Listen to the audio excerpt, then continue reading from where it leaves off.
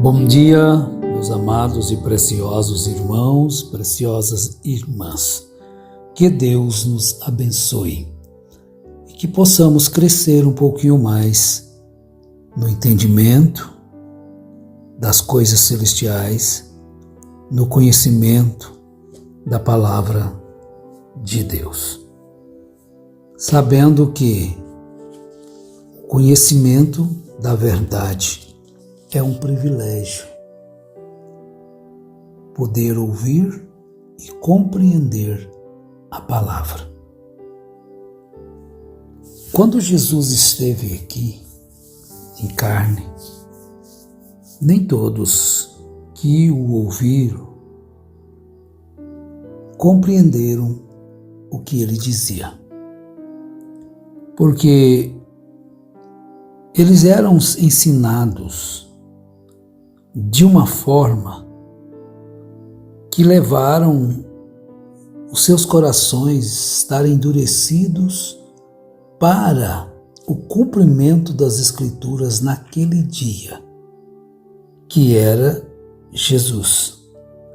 De tudo aquilo que eles ensinavam, estava diante deles a palavra que se fez carne, conforme João capítulo 1, o Verbo se fez carne, habitou entre nós e vimos a sua glória como a glória do Pai. Mas aquilo não foi para todos, embora Jesus estivesse falando para todos. Na parábola do semeador, Jesus fala sobre isto.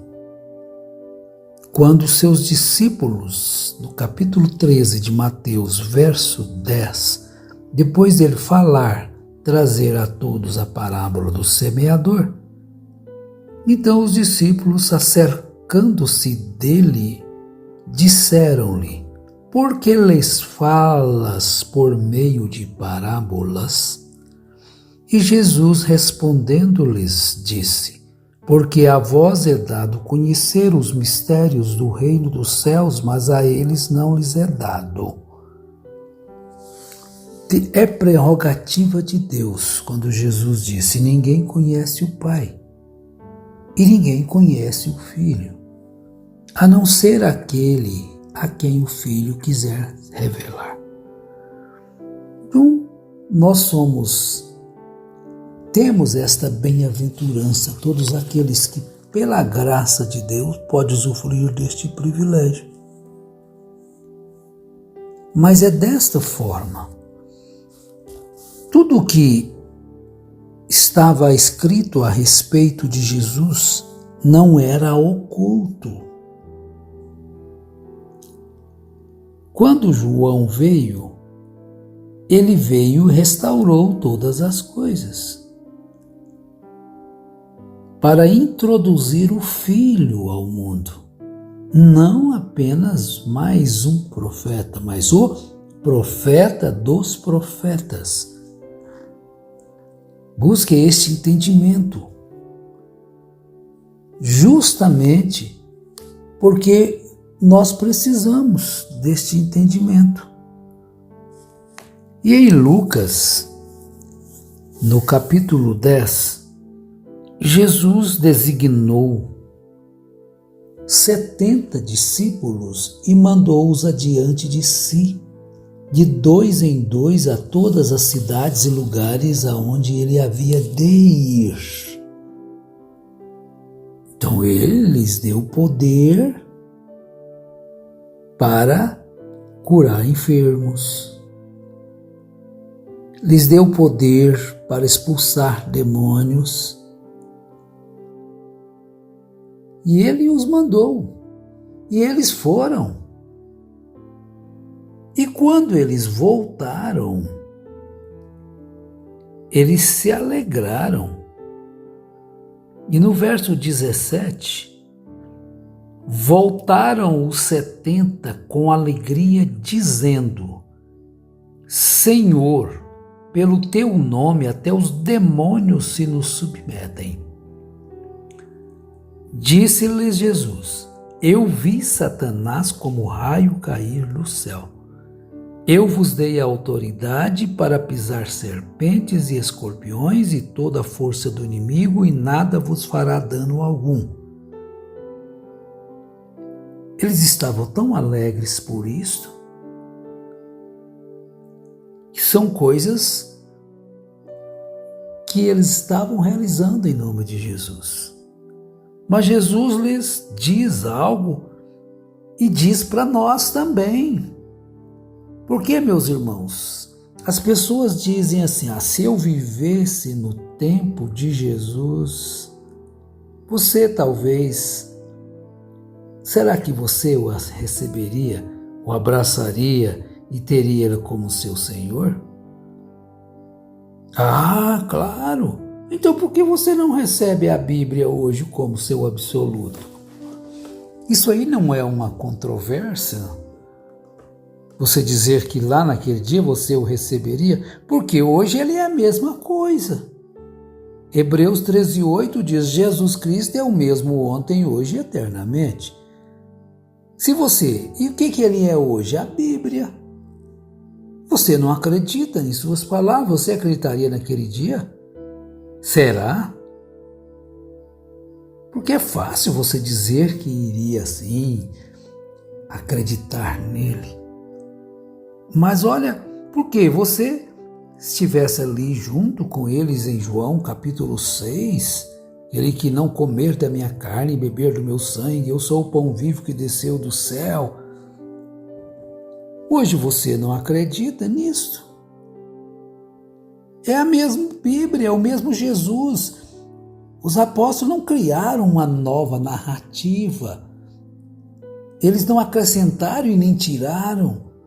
Eles receberam o Espírito Santo para fazerem isto. Foram lembrados pelo Espírito Santo e foram escrevendo a Bíblia. Mas Jesus diz no verso 20 de Lucas 10, mas não vos alegreis porque os espíritos se vos submetem. Então as pessoas pegam um dom e saem se achando dono do mundo porque expulsam demônios. Ora, os enfermos são curados, são os dons de Deus. Mas o mais importante vem pela frente, não é fazer isto. Então Jesus diz, alegrai-vos antes por estarem os vossos nomes escritos nos céus. Então o que é maior? Um milagre? Um dom? Ou ter o nome escrito nos céus? Porque as pessoas podem fazer milagres, maravilhas e não terem o nome escrito no livro dos. E ouvirem de Jesus, afastai-vos de mim, vós que praticais iniquidade. E eles dizendo, em teu nome não fizemos maravilhas, não expulsamos demônios, não abrimos olhos aos cegos, não curamos os coxos, não fizemos tantos milagres, afastai-vos de mim. E na mesma hora, Jesus se alegrou no Espírito e disse, graças te dou, ó Pai, Senhor dos céus e da terra, que escondeste estas coisas aos sábios e inteligentes e as revelastes às criancinhas. Assim é, ó Pai, porque assim te aprouve. Veja. E no verso 22 nós já citamos, mas eu vou ler. Tudo que me foi entregue por meu Pai. Ninguém sabe quem é o Filho, senão o Pai. Nem quem é o Pai, senão o Filho e aquele a quem o Filho quiser revelar. Então, voltando-se para os seus discípulos, disse-lhes em particular, bem-aventurados os olhos que veem o que vós vedes. Pois vos digo que muitos profetas e reis desejaram ver o que vedes e não o viram, e ouvir o que ouvis e não o ouviram. Estão vendo? Mas você está ouvindo o quê e vendo o quê quando você lê a Bíblia? Não é Jesus? Aí você, mas quem escreveu foram homens. Quem escreveu a Bíblia foram homens inspirados por Deus, usados pelo Espírito Santo. Então, se eu falo aquilo que o Espírito Santo diz para falar, então isso sou eu apenas o canal. Não é uma ideia minha, não é uma interpretação minha, não é uma poesia minha, eu apenas repito. Então eu aprendo um hino, aquele hino não é meu, eu estou cantando o que alguém escreveu, estou cantando aquilo que alguém pôs a música. Então o pregador não pode ir além disto. Isso aqui eu tive uma revelação. Que revelação que você teve? Que o meu nome está escrito, mas está no livro da vida, mas já está na Bíblia. Agora, quando se fala algo que não está escrito, aí você anota, se aquilo não se cumprir, não creia. Agora, mesmo se aquilo se cumprir, lá em Deuteronômio nós encontramos capítulo 13, que mesmo se aquilo se cumprir, se aquela pessoa pregar alguma coisa contrária à palavra, você não deve aceitar, aquele homem deve ser apedrejado, porque pregou rebeldia contra Deus. Eles estão pregando rebeldia contra Jesus, rebeldia contra a sua palavra, rebeldia contra a doutrina dos apóstolos, dos profetas, e as pessoas estão aí dizendo ser evangélicos, batendo palmas para essas pessoas. Falta de entendimento, falta de conhecimento, busque o conhecimento, mas tem se tornado negligentes, preguiçosos para adquirirem o conhecimento, que é o mais importante, porque sem ele você vai ser ludibriado mesmo por esses grandes pregadores. Pedro exortou.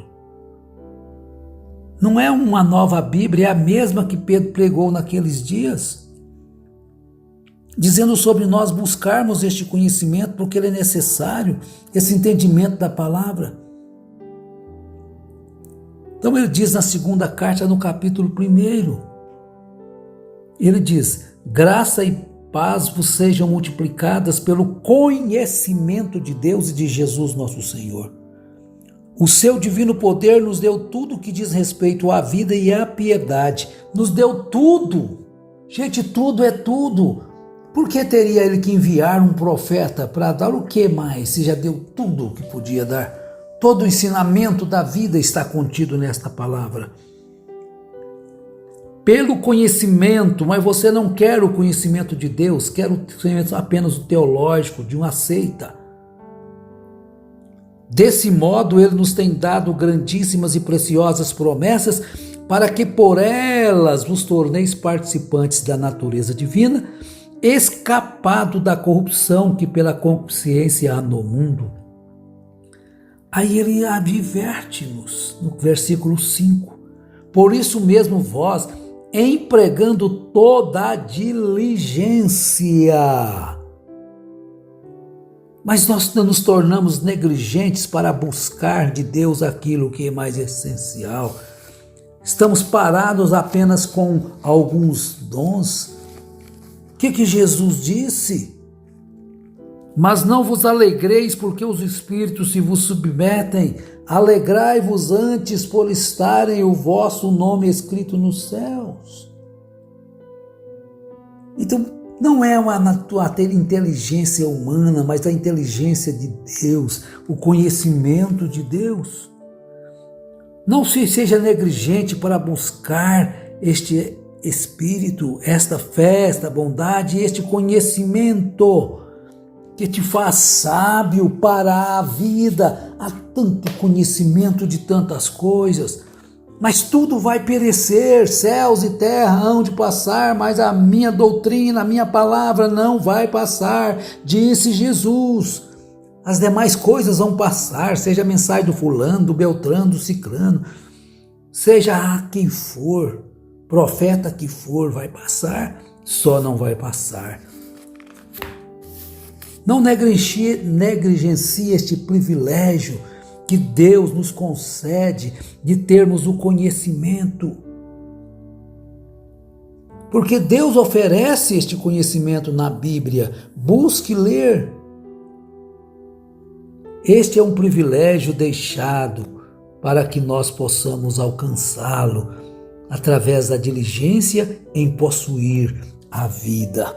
Então, meus irmãos, que Deus na sua infinita graça, nos ajude. Nós precisamos de ter este conhecimento, não ignorar este conhecimento, não abandonar este entendimento da palavra. É necessário. Busque, porque Deus tem todo o entendimento, toda a sabedoria. E na primeira carta aos Coríntios diz assim: mas Deus nos revelou pelo seu Espírito. Ele revela pelo Espírito, porque o Espírito penetra todas as coisas, até mesmo as profundezas de Deus. Deus vai te fazer conhecer todas as suas riquezas se você buscar. A unção que vem do alto, conforme 1 João 2,20, mas vós tendes a unção que vem do Santo e sabeis tudo. Então Deus te faz conhecer quais são as riquezas da glória deste mistério entre os gentios, Colossenses 1,27. Qual é este mistério entre os gentios? Que é Cristo em vós, esperança da glória. É Cristo em você. E se Ele estiver em você, na forma do Espírito Santo, você tem todo o entendimento da palavra, conhecimento da palavra. Deus te abençoe, te fortaleça, te ilumine. E eu peço a Ele que cure o que está doente, anime o desanimado, fortaleça o fraco e ajude a você, seja onde estiver, nos lugares mais distantes, sozinho ou sozinha, mas esta fé ancorada na sua alma é o suficiente para vencer o inferno. Em nome de Jesus Cristo, Deus te abençoe.